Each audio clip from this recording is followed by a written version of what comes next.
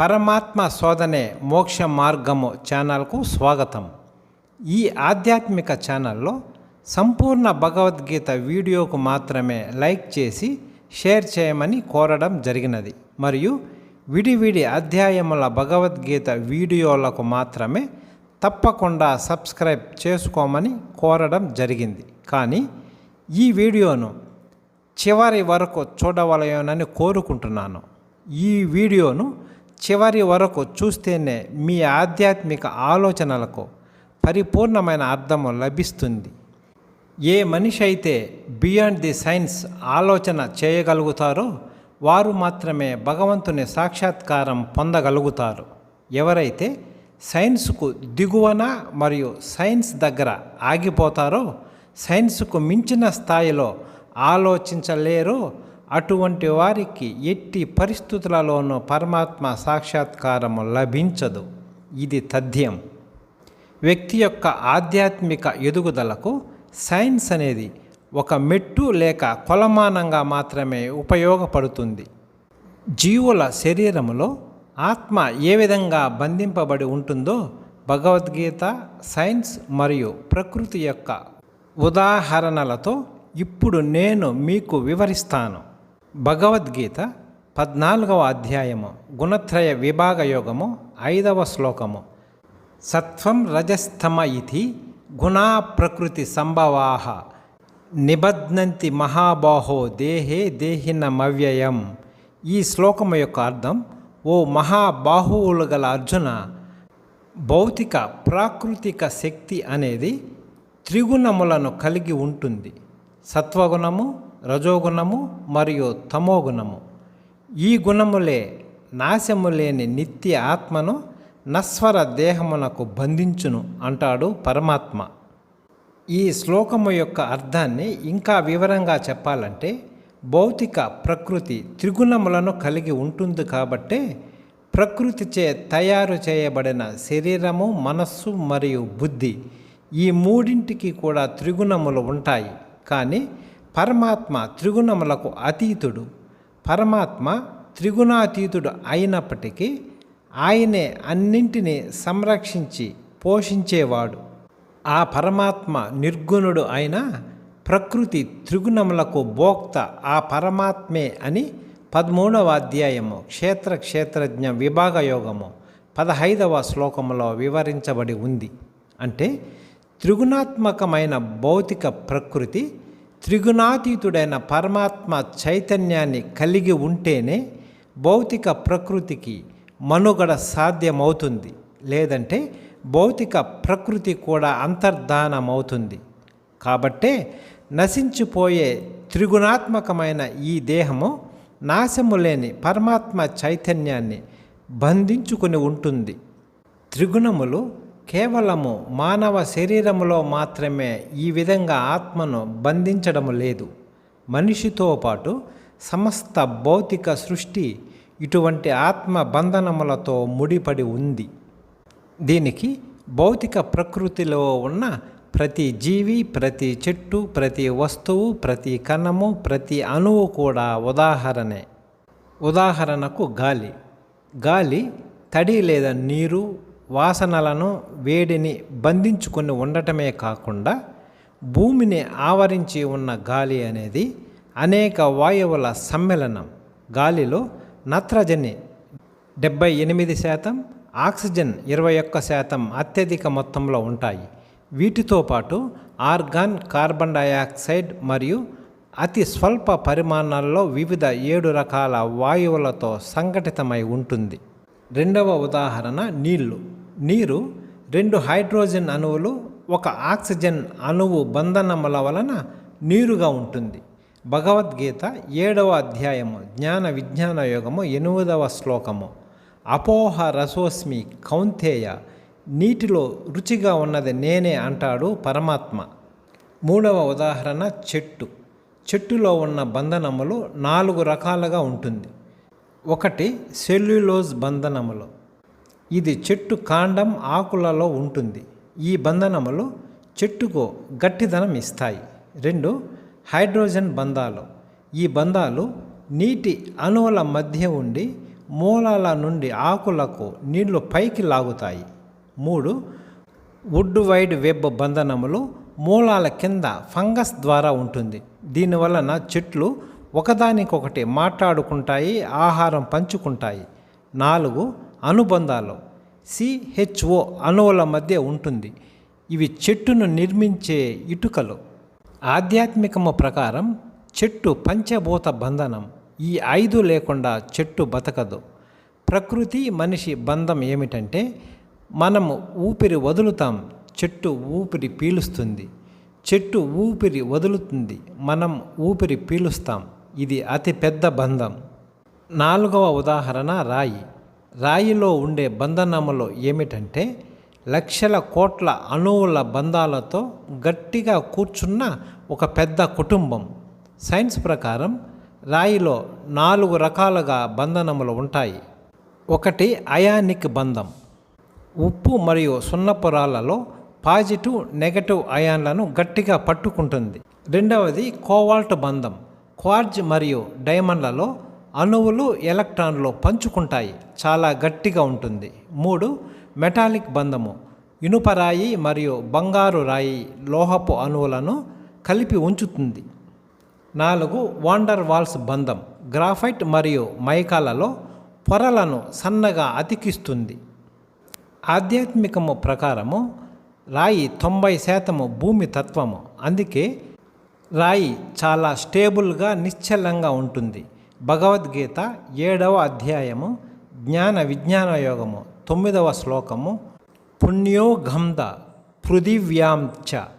భూమి యొక్క స్వచ్ఛమైన వాసనను నేను అంటాడు పరమాత్మ. విశ్వంలో ఉన్న పరమాత్మ బంధముల గురించి ఇంకా చెప్పాలంటే పుష్పాలు ఫలములలో రంగు, రుచి, సువాసన, అయస్కాంతములో అయస్కాంత తత్వము, సూర్యుడిలో వేడి మరియు కాంతి, చంద్రుడిలో చల్లదనం ఎలా బంధించబడి ఉన్నదో అదే విధముగా ఆత్మ దేహమునందు త్రిగుణముల చేత బంధింపబడి ఉన్నది. విశ్వం అంటే విడివిడి గ్రహాలు కాదు, అన్నీ ఒకదానితో ఒకటి కట్టబడిన ఒకే పెద్ద కుటుంబం. సైన్స్ ప్రకారం విశ్వాన్ని పట్టి ఉంచే 4 బంధాలు. 1. గురుత్వ బంధం, అన్నిటినీ లాగుతుంది. దీనివలన భూమి సూర్యుడి చుట్టూ తిరగడం. 2. విద్యుదయస్కాంత బంధం, అణువులను కలిపి ఉంచుతుంది. ఉదాహరణ కాంతి, కరెంటు, అయస్కాంతం మన శరీరం. 3. బలమైన అనుబంధం, అణు కేంద్రాన్ని పట్టి ఉంచుతుంది. దీనికి ఉదాహరణ సూర్యుడిలో అగ్ని రావడానికి కారణం. 4. బలహీన అనుబంధం, రేడియేషన్కి కారణం. ఉదాహరణ సూర్యుడి నుండి వచ్చే కిరణాలు. ఈ 4 బంధనములు లేకుండా విశ్వము ఒక్క సెకను కూడా నిలబడదు.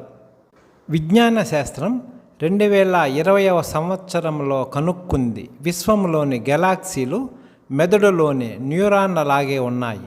అంటే విశ్వం ఒక పెద్ద శరీరం. గ్రహాలు, నక్షత్రాలు, కణాలు, గురుత్వం, నరాలు మరియు అన్నిటికీ ఒకే చైతన్యం ఉంది.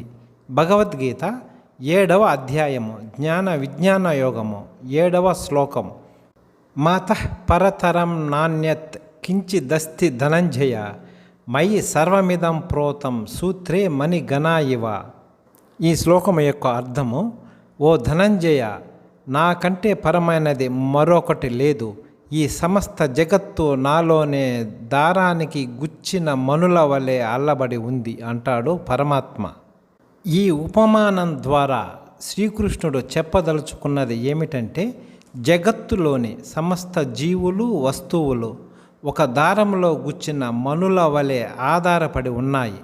దారం కనిపించకపోయినా మనులను కలిపి ఉంచినట్లే పరమాత్మ కనిపించకపోయినా సమస్త సృష్టికి ఆధారం, అంతర్యామి. జీవులతో పాటు సమస్త భౌతిక సృష్టిలో ఉన్న చైతన్యాలను పాన్సైకిజం మరియు కాస్మోసైకిజం అనే 2 తత్వ సిద్ధాంతాలు కూడా చెబుతున్నాయి. పాన్సైకిజం అనేది విశ్వంలోని ప్రతి మౌలిక పదార్థంలో ఏదో ఒక రూపంలో చైతన్యం లేదా అనుభవ సామర్థ్యం ఉందని ప్రతిపాదిస్తుంది. 2. కాస్మోసైకిజం అనేది మొత్తం విశ్వమే ఒక ప్రాథమిక చైతన్య సత్తా అని, వ్యక్తిగత జీవుల చైతన్యం ఆ విశ్వ చైతన్యము నుంచి ఉద్భవించిందని ప్రతిపాదిస్తుంది. ఈ విధంగా చర్చించుకుంటూ పోతే ఒక్కో పదార్థానికి ఒక్కో ఆవిష్కరణ చేసుకుంటూ భూమి మీదున్న సుమారు 29 కోట్ల పదార్థముల చైతన్యాలను మీ ముందు ఉంచవచ్చును. అయితే ఈ క్రమంలో ఈ భూమిపై ఇంతవరకు లేని సరికొత్త తాత్విక సిద్ధాంతాన్ని మీ ముందు ఆవిష్కరించబోతున్నాను. అదే ఆత్మైక సిద్ధాంతము.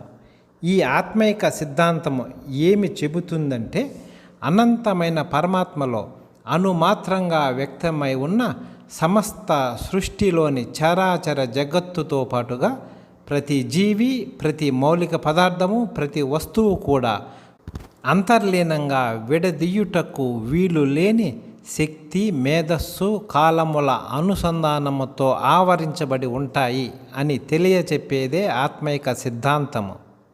ఈ ఆత్మైక సిద్ధాంతానికి చెట్టు, నీళ్లు, రాయి, చెక్క టేబుల్, శబ్దములను ఉదాహరణగా తీసుకుని వీటిలో విభజించుటకు వీలు లేని పరమాత్మ అంటే ఎనర్జీ, ఇంటెలిజెన్స్, టైం ఎలా ఉంటుందో ఇప్పుడు మీకు వివరిస్తాను.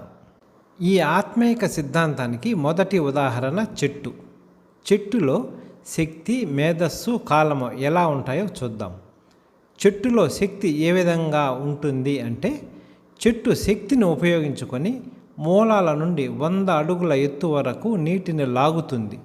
ఆక్సిజన్ ఫ్యాక్టరీ అయిన ఒక పెద్ద చెట్టు శక్తి వినియోగము ద్వారా రోజుకు 4 మనుషులకు సరిపడా ఆక్సిజన్ ఇస్తుంది. భగవద్గీత 10వ అధ్యాయము విభూతి యోగము 26వ శ్లోకంలో అశ్వత్థ సర్వవృక్షాణం, చెట్లన్నిటిలో నేను రావి చెట్టుని అంటాడు కృష్ణ పరమాత్మ. రావి చెట్టు 24 గంటల్లో ఆక్సిజన్ ఇస్తుంది, అందుకే పూజిస్తాము. చెట్టులోని మేధస్సు ఏ విధంగా ఉంటుంది అంటే, చెట్టు బలంగా నిలబడటానికి చెట్టు పైకి పెరిగే కొద్దీ అంతకంటే వేగంగా తన మేధస్సుతో తన మూలాలను భూమిలోనికి చొప్పించుకుంటూ పోతుంది. తీగజాతి చెట్టులో ఉన్న మేధస్సు ఏమిటంటే, తీగ పైకి ఎగబ్రాకడానికి భూమిపై ఆధారము కొరకు వెతుకుతూ పోతుంది. ఆధారము దొరికిన వెంటనే తీగ పైకి ఎగబ్రాకుతుంది. సైన్స్ ప్రకారము చెట్లకు వుడ్ వైడ్ వెబ్ బంధనములో మూలాల కింద ఫంగస్ ద్వారా ఉంటుంది. దీనివలన చెట్లు ఒకదానికొకటి మాట్లాడుకుంటాయి, ఆహారం పంచుకుంటాయి. అంటే చెట్టు ఒంటరిగా లేదు, అన్ని చెట్లు భూమి కింద ఒక నెట్వర్క్ లాగా కనెక్ట్ అయి ఉన్నాయి. ఆత్మైక సిద్ధాంతము ప్రకారం చెట్టులో ఉన్న కాలము ఏమిటంటే, జీవులకు ఉన్నట్లే వివిధ రకాల చెట్లకు వివిధ రకాల ఆయుర్దాయము ఉంటుంది. మరియు చెట్లు ఋతువుల ఆధారంగా ఏ కాలంలో చిగురించాలి, ఏ కాలంలో పుష్ప ఫలాలను అందించాలి అనే కాల నియమము కూడా ఉంటుంది. ఆత్మైక సిద్ధాంతానికి రెండవ ఉదాహరణ నీళ్లు. ఆత్మైక సిద్ధాంతము ప్రకారం నీళ్లలో శక్తి, మేధస్సు, కాలము ఎలా ఉంటాయో చూద్దాం. నీటికి ఉన్న శక్తి గురించి చాలామందికి అవగాహన ఉంటుంది. ఉధృతంగా ప్రవహిస్తున్న శక్తివంతమైన నీటి ప్రవాహంలో భారీ వృక్షాలు, భవనాలు, బ్రిడ్జిలు కూడా కొట్టుకుని పోగలవు. ఆత్మైక సిద్ధాంతము ప్రకారం నీటికి ఉన్న మేధస్సు ఏమిటంటే, నీరు అన్నింటినీ సమానంగా పైకి తోస్తుంది. రాయి అయినా, మనిషి అయినా, కలప అయినా. ఈ కారణంగానే నీటిలో బరువు తగ్గినట్లు భావము కలుగుతుంది, కానీ అసలైన బరువులో మార్పు ఉండదు.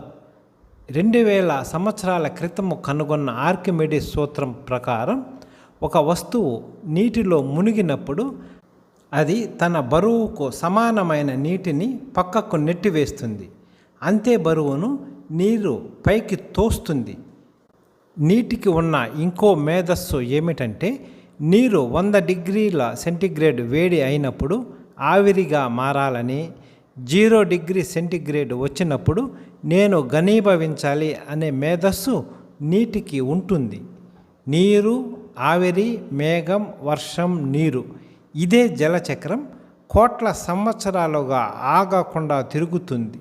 నీరు వింటుందని జపాన్ శాస్త్రవేత్త డాక్టర్ మసారు ఎమోటో ప్రయోగాత్మకంగా చూశారు. ఈ ప్రయోగం ఏమిటంటే 2 గ్లాసుల నీళ్లు తీసుకున్నారు.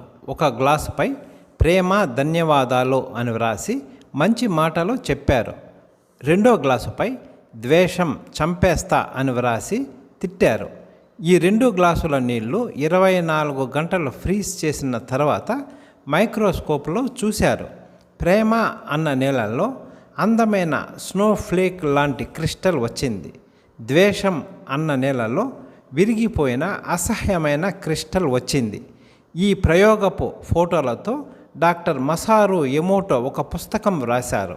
ఈ ప్రయోగాన్ని చాలామంది వ్యతిరేకిస్తున్నప్పటికీ నీళ్లు ఫ్రీక్వెన్సీకి స్పందిస్తాయి అనేది వాస్తవము.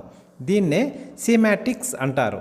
వీటన్నిటికీ ఉదాహరణ భగవద్గీత 7వ అధ్యాయము జ్ఞాన విజ్ఞాన యోగం 4వ శ్లోకం, భూమి రాపో నలో వాయు కం మనోబుద్ధి రేవచ్చ అహంకార ఇతీయం మే భిన్న ప్రకృతి రష్టద. ఈ శ్లోకము యొక్క అర్థం భూమి, నీరు, అగ్ని, వాయువు, ఆకాశము, మనస్సు, బుద్ధి మరియు అహంకారము ఇవి నా భౌతిక ప్రాకృతిక శక్తి యొక్క 8 అంగములు అంటాడు పరమాత్మ. ఆత్మైక సిద్ధాంతము ప్రకారం నీటిలో ఉన్న కాలము ఏమిటంటే కాలాన్ని కొలిచేవి నీళ్ళే. పూర్వం నీటి గడియారం ఉండేది. ఒక పాత్రలో నీరు చిన్న రంధ్రము నుండి చుక్క చుక్కగా కారేది. అది కారే స్పీడుతో టైం లెక్క కట్టేవారు. నీరు టైం మెమరీ. నీరు ప్రవహిస్తుంది కాబట్టి అది గతాన్ని తనతో తీసుకెళ్తుంది. ఉదాహరణ నది నీరు. హిమాలయాల నుండి సముద్రం వరకు వేల మైళ్ళ ప్రయాణం. ఆ నీటిలో ఎన్నో కాలాల జ్ఞాపకాలు ఉంటాయి. ఆవిరి, మేఘం, వర్షం, నది, సముద్రం, మరల ఆవిరి. ఇది ఆగని కాల చక్రం. నీరు లేకపోతే జీవకాలం ఆగిపోతుంది. ఆత్మైక సిద్ధాంతానికి 3వ ఉదాహరణ రాయి. రాయిలో ఆత్మైక సిద్ధాంతము ప్రకారం శక్తి, మేధస్సు కాలములో ఎలా ఉంటాయో చూద్దాం. రాయి జడ పదార్థం అనుకుంటాం, కానీ ఆత్మైక సిద్ధాంతం ప్రకారం రాయిలో కూడా బంధాలు, చైతన్యం ఉన్నాయి. రాయిలో ఉన్న శక్తి ఏమిటంటే రాయి లక్షల కోట్ల అణువులు అత్యంత శక్తితో కూర్చున్న ఒక పెద్ద కుటుంబం. రాయిని విడగొట్టాలన్నా చాలా శక్తిని ఉపయోగించాలి. రాయిలో పీజో ఎలక్ట్రిక్ ఎనర్జీ ఉంటుంది. ఈ కారణంగానే ఆది మానవులు రాళ్లతో నిప్పు పుట్టించేవారు. రాయిలో ఉన్న ఇంటెలిజెన్స్ ఏమిటంటే నీరులాగా ప్రవహించకూడదు, నీళ్ళలాగా ఆవిరి కాకూడదు అనే జ్ఞానమును రాయి కలిగి ఉంటుంది. సైన్స్ చెబుతుంది క్వార్ట్జ్ క్రిస్టల్ డేటాని స్టోర్ చేస్తుంది అని. అందుకే కంప్యూటర్ చిప్, మొబైల్ మరియు వాచ్లలో క్వార్ట్జ్ వాడతాం. రాయి అన్నింటినీ గుర్తు పెట్టుకుంటుంది. రాయి సెకనుకు 32,768 సార్లు వైబ్రేట్ అవుతుంది. ఇదే ఒక రకమైన ఇంటెలిజెన్స్, అంటే స్థిరమైన లెక్క. ఆత్మైక సిద్ధాంతము ప్రకారం రాయిలో కాలము ఎలా ఉంటుందంటే రాయికి ఉండే కాల బంధనము ఏమిటంటే ఒక రాయి కోట్ల సంవత్సరాలు అయినా ఒకే చోట ఉంటుంది. జీవులు, చెట్లు మరియు మనిషి మారుతారు, కానీ రాయి తనకు తాను మారదు. అంటే రాయికి సహనం అనే కాల బంధనము కూడా ఉంది. అదే తపస్సు.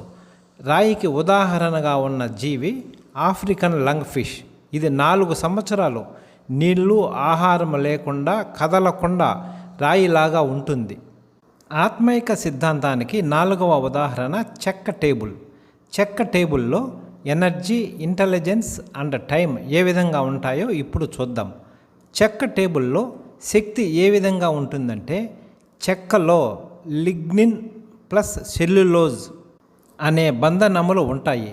ఇవే ఇనుము లాంటి బలాన్ని లేక శక్తిని చెక్కకు ఇస్తాయి. కాబట్టి చెక్క టేబుల్ 100 కేజీల బరువు కూడా మోస్తుంది. చెక్క టేబుల్లో మేధస్సు ఎలా ఉంటుందంటే వుడన్ టేబుల్ నేను విద్యుత్తుని నిరోధించాలి, అయస్కాంతమునకు ఆకర్షింపబడకూడదు. రంగులను వీలైనంత ఎక్కువ కాలం పట్టుకోవాలి. ద్రవ పదార్థములను చాలా పరిమితంగా పీల్చుకోవాలి. నేను మోయగలిగే బరువు కన్నా ఎక్కువ బరువు నాపై మోపితే నేను మోయలేను అనే మేధస్సు వుడన్ టేబుల్లో నిగూఢంగా ఉంటుంది.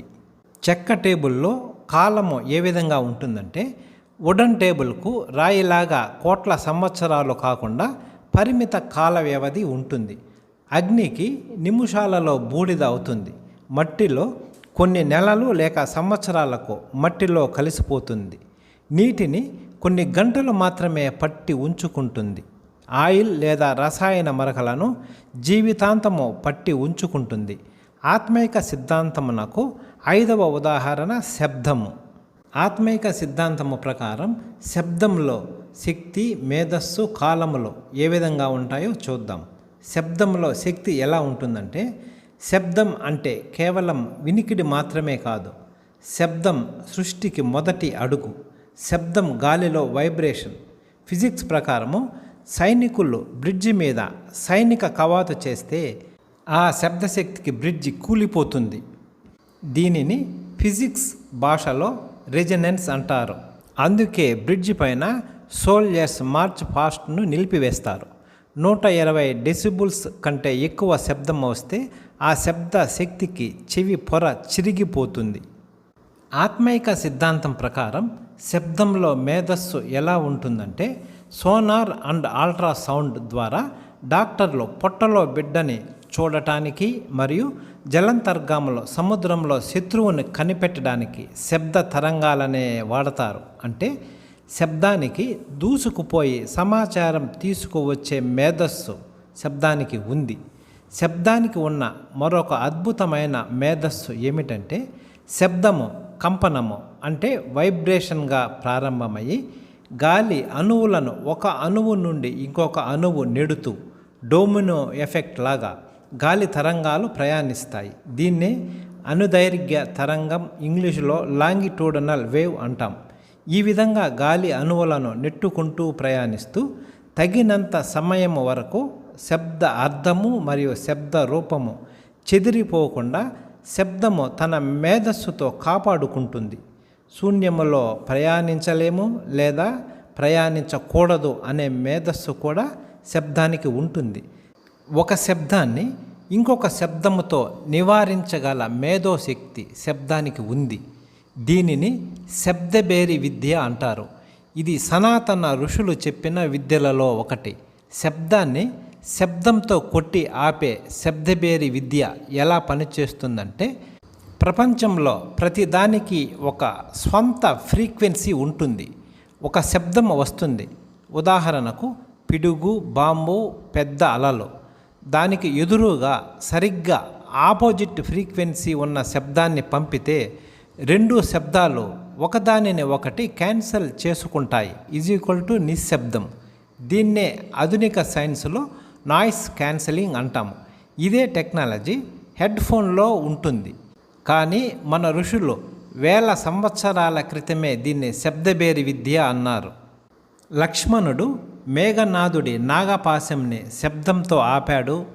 గుడి గంటల వలన నెగటివ్ ఎనర్జీ మరియు చెడు వైబ్రేషన్లు పగిలిపోతాయి. కొన్ని మంత్రాలు చదివితే ప్రకృతి యొక్క చెడు ఫ్రీక్వెన్సీని బ్యాలెన్స్ చేస్తాయి అనేవి మన పురాణాల్లో ఉన్న శబ్దబేరి విద్యకు ఉదాహరణలు. ఆత్మైక సిద్ధాంతం ప్రకారం శబ్దానికి ఉన్న కాలము ఏమిటంటే, శబ్దశక్తిని అనుసరించి శబ్దము గాలిలో తగినంత కాలము తగినంత వేగముతో ప్రయాణిస్తుంది. శబ్దము గాలిలో సెకనుకు 340 మీటర్ల వేగంతో ప్రయాణిస్తుంది. నీటిలో సెకనుకు 1480 మీటర్ల వేగంతో ప్రయాణిస్తుంది. ఇనుములో సెకనుకు 6000 మీటర్ల వేగంతో ప్రయాణిస్తుంది. ఆత్మైక సిద్ధాంతము గురించి ఇప్పుడు వివరించిన విషయాలను ఒక్క మాటలో చెప్పాలంటే, నీరు ఫ్రీక్వెన్సీని మారుస్తుంది, రాయి ఫ్రీక్వెన్సీని నిల్వ చేస్తుంది, చెక్క ఫ్రీక్వెన్సీని పంచుతుంది, శబ్దబేరి ఫ్రీక్వెన్సీని నియంత్రిస్తుంది. ఆత్మైక సిద్ధాంతము గురించి ఇప్పుడు వివరించిన విధంగా ఆకాశంలో, నక్షత్రాలలో, గ్రహాలలో, భూమిలో, గాలిలో, అగ్నిలో, ప్రతి మౌలిక పదార్థములో 118 మౌలిక పదార్థాల ద్వారా ఏర్పడిన 29 కోట్ల వస్తువులలో కూడా విడదీయుటకు వీలు లేని ఎనర్జీ, ఇంటెలిజెన్స్ అండ్ టైములకు సంబంధించిన కొన్ని కోట్ల ఆత్మైక సిద్ధాంత ఆవిష్కరణలు చేయవచ్చు. అనంతమైన నిత్య శాశ్వత పరమాత్మ యొక్క ఆత్మైక సిద్ధాంతముపై ఎటువంటి సందేహాలు, సంకోచాలు మరియు అతిశయోక్తులు ఉండనవసరం లేదు.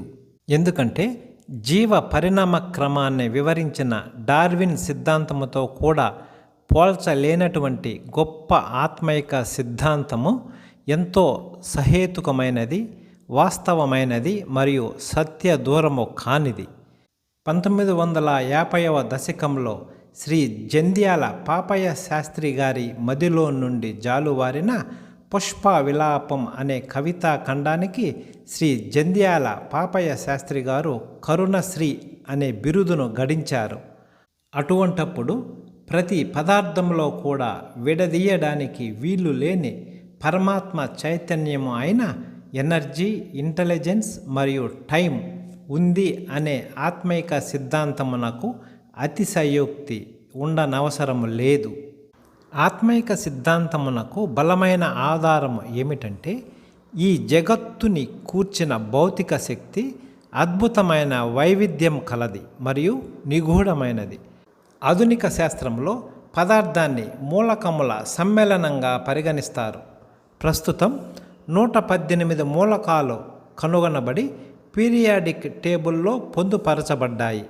అమెరికన్ కెమికల్ సొసైటీకి చెందిన CAS రిజిస్ట్రీ డేటా ప్రకారం 2026వ సంవత్సరం వరకు విశ్వంలోని 118 మౌలిక పదార్థాల ద్వారా ఈ భూమిపై సుమారు 29 కోట్లకు పైగా పదార్థములు నమోదు చేయబడ్డాయి. భగవద్గీతలో మరియు సాధారణంగా వైదిక తత్వజ్ఞానంలో పదార్థాన్ని ప్రకృతి అంటారు. ప్రకృతి అంటే భగవంతుని శక్తి అయిన పంచభూతాలు, మనస్సు, బుద్ధి మరియు అహంకారము. అయితే 1905వ సంవత్సరంలో ఆల్బర్ట్ ఐన్స్టీన్ తన 26వ ఏట మొదటిసారి ద్రవ్యరాశి శక్తి యొక్క సమత్వాన్ని ప్రతిపాదించాడు.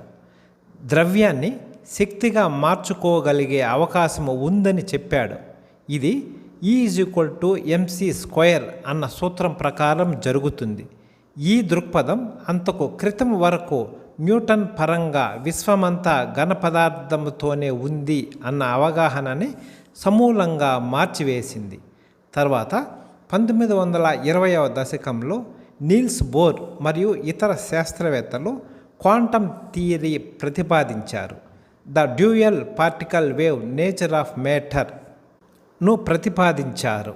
అప్పటి నుండి శాస్త్రవేత్తలు అన్ని పదార్థాలను, శక్తులను కలిపి ఒకే పరంగా అర్థం చేసుకోవటానికి వీలుగా ఒక యూనిఫైడ్ ఫీల్డ్ థియరీ కోసం అన్వేషిస్తున్నారు. శాస్త్రవేత్తలు అన్వేషిస్తున్న యూనిఫైడ్ ఫీల్డ్ థియరీకి ముగింపే ఈ వీడియోలో చెప్పబడి ఉన్న ఆత్మైక సిద్ధాంతము. శ్రీకృష్ణుడు అర్జునుడికి 5000 సంవత్సరాల క్రితం ఆధునిక శాస్త్రం అభివృద్ధి చెందక ముందే భగవద్గీత ద్వారా చెప్పిన విషయం ఒక సంపూర్ణ యూనిఫైడ్ ఫీల్డ్ థియరీ. శ్రీకృష్ణ పరమాత్మ అన్నాడు, అర్జున, ఈ విశ్వంలో ఉన్నదంతా నా భౌతిక శక్తి యొక్క స్వరూపమే. కేవలం ఈ యొక్క ప్రకృతి శక్తియే ఇన్ని వివిధ రకాల ఆకారములు, స్వరూపములు మరియు పదార్థములుగా రూపాంతరము చెందింది అంటాడు పరమాత్మ. ఇదే విషయం తైత్తిరీయ ఉపనిషత్తులో విస్తారంగా వివరించబడింది. చాందోగ్య ఉపనిషత్తు ఇలా పేర్కొంటుంది, సర్వం లిఖిత్వం బ్రహ్మ. బ్రహ్మన్ అంతటా ఉన్నాడు. అనంతమైన పరమాత్మ = అనంతమైన శక్తి శివుడు, అనంతమైన మేధస్సు మహావిష్ణువు, అనంతమైన కాలము పరబ్రహ్మ అని ఇంతకు ముందు వీడియోలో వివరించబడి ఉన్నది. ఈ మూడింటి మధ్య అనిశ్చితే విశ్వ సృష్టి మరియు పదార్థ జననానికి కారణమని మరి ఒక వీడియోలో కూడా వివరించడం జరిగింది. ఆత్మైక సిద్ధాంతము ప్రకారం విశ్వంలో ఉన్న ప్రతి పదార్థము పరమాత్మే అని చెప్పడానికి బలమైన సృష్టి కారకములు ఏమిటంటే, విశ్వంలో మొత్తం 118 రకాల ప్రాథమిక మౌలిక పదార్థాలు శాస్త్రవేత్తలు గుర్తించారు. ఇందులో 94 మూలకాలు సహజంగా లభిస్తాయి. మిగిలిన 24 మూలకాలను శాస్త్రవేత్తలు కృత్రిమంగా ప్రయోగశాలలో సృష్టించినప్పటికీ ఈ 24 మూలకాలకు భూమి, గ్రహాలు, నక్షత్రాలలో సహజంగా లభించే 94 మూలకాలే బీజము మరియు ఆధారము. ఈ 94 ప్రాథమిక మౌలిక పదార్థాలలో అత్యధికంగా హైడ్రోజన్ 75%, హీలియం 23%, ఆక్సిజన్, కార్బన్ మొదలైనవి 2% ఉన్నాయి. అంటే 94 రకాల ప్రాథమిక మౌలిక పదార్థాల రూపంలో పరమాత్మ సృష్టి ద్వారా సృష్టిలోనికి వ్యాపింపబడినాడు అనేది సుస్పష్టము. అటువంటప్పుడు ఈ 94 రకాల మౌలిక పదార్థాల ద్వారా మాత్రమే ఏర్పడిన విశ్వములోని ప్రతి వస్తువులో విడదీయుటకు వీలు లేని పరమాత్మ చైతన్యము అయిన శక్తి, మేధస్సు, కాలముల సమూహము ఎలా లేకుండా ఉంటాయి అని తెలియచెప్పేదే ఆత్మైక సిద్ధాంతము.